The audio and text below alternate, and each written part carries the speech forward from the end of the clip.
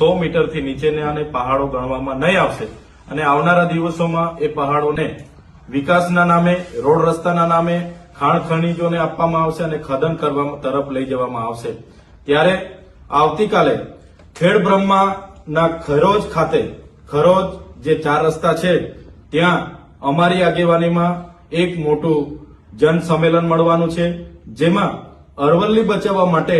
આવનારા દિવસોમાં શું પગલાં લઈ શકાય, કયા કાર્યક્રમોનું આયોજન થઈ શકે, એ રચનાત્મક કાર્યક્રમોના આયોજન માટે ચિંતન સભાનું આયોજન છે। ત્યારે આવતીકાલે અમે ત્યાં પહોંચવાના છે અને હજારો લોકો ત્યાં ઉપસ્થિત હશે અને અરવલ્લી બચાવવા માટે અમે